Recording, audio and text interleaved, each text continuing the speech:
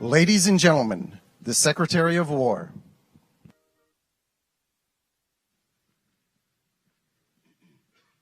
Ladies and gentlemen, join me in welcoming the 45th and 47th President of the United States, our Commander-in-Chief, Donald J. Trump.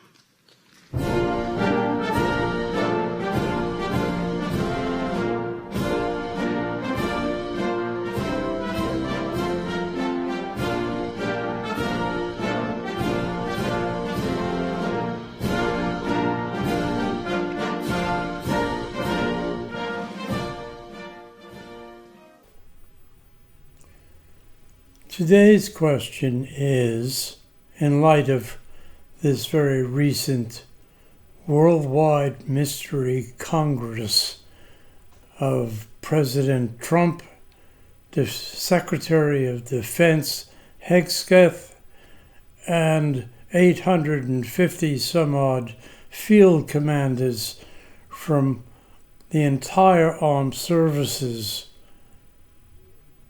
In light of this conference, the question is, will the military follow unlawful orders of the president? But I begin with a quotation. First the question, the second question, to defend democracy or not to defend democracy? That is the subsequent question. Whether 'tis nobler in the mind to suffer the slings and arrows of outrageous fortune, or to take arms against the sea of troubles and by opposing end them? That is an apt adaptation of Shakespeare's famous Hamlet soliloquy. Now, we begin by reaching back in time and Germany's reasons for invading Poland on September 1st, 1939. Du meine Arbeit für richtig hältst, ob du glaubst, dass ich fleißig gewesen bin, dass ich gearbeitet habe, dass ich mich in diesen Jahren für dich eingesetzt habe, dass ich anständig meine Zeit verwendet habe im Dienste meines Volkes. Gib du jetzt deine Stimme ab. Wenn ja, dann tritt für mich ein, so wie ich für dich eingetreten bin. You may ask why, and I'll explain.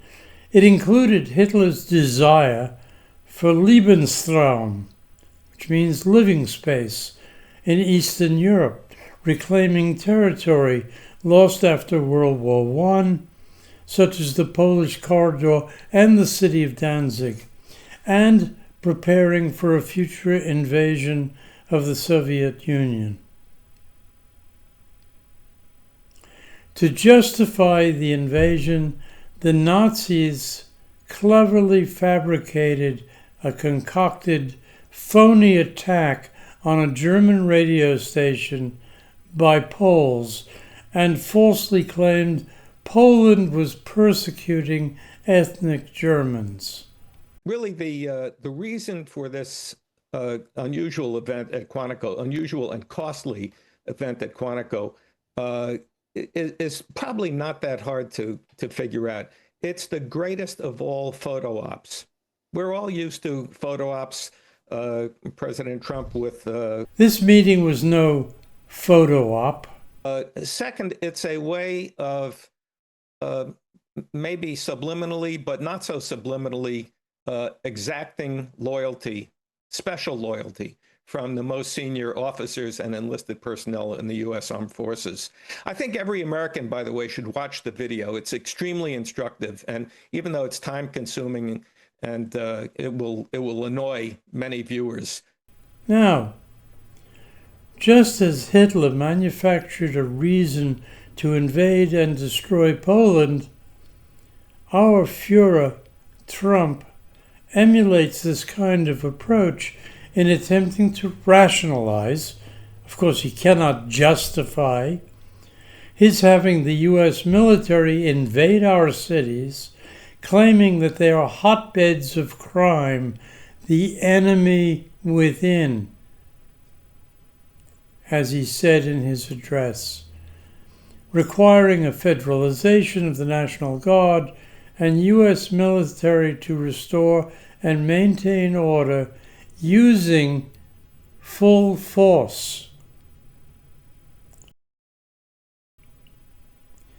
We are living through a reversal of the great movie 7 Days in May, where the attempted fascist coup d'etat and takeover is inspired by a rogue general, played by Burt Lancaster, against the presidency of Frederick March, where in our case it is the president who is establishing the fascist takeover.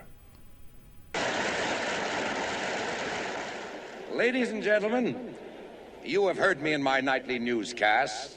You know where I stand. I'm not a lover of communists, socialists, or intellectual bleeding hearts. I happen to have only one interest, and that is symbolized by the red, white, and blue of our glorious flag. And now I'm going to give you the one man who not only speaks for that flag, but has fought for it with distinction, and now represents it with honor. 4-star general, winner of the Congressional Medal of Honor and 2 Distinguished Service Crosses, a hero of war, a stalwart protector of the peace. Ladies and gentlemen, the chairman of the Joint Chiefs of Staff, General James Mattoon Scott.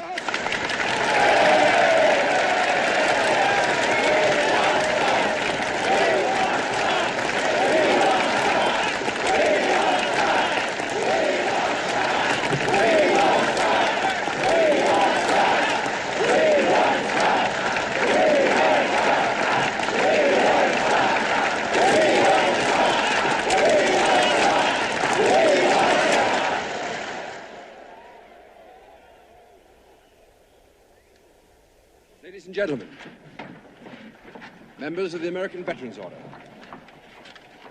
I would like to thank Mr. McPherson for his most laudatory comments. You're very generous, Harold.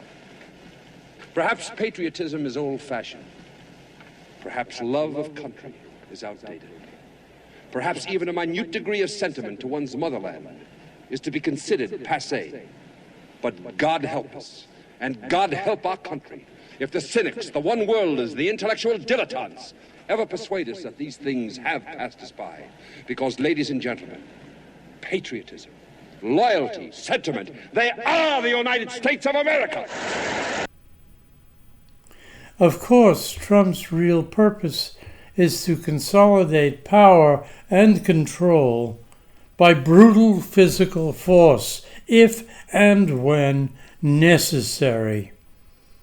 And this, in turn, poses the question of whether or not the military will accept and carry out his illegitimate and unlawful orders, or refuse to follow them as being unconstitutional. He used those powers, summoning these people up and down the rank, to talk politics, to talk partisanship, to talk about how he wants to use the military on you, if you are watching this inside America. That, of course, breaks with a long nonpartisan tradition of how to address the military. There's also the discussion in here that the Pentagon should regard U.S. cities as, quote, a big part of war. Portland, Oregon, where it looks like a war zone. They're brave in our inner cities, which we're going to be talking about, because it's a big part of war now. It's a big part of war. The radical left Democrats, what they've done to San Francisco, Chicago, New York, Los Angeles, they're very unsafe places, and we're going to straighten them out one by one. We should use some of these dangerous cities as training grounds for our military, National Guard, but military, because we're going into Chicago very soon.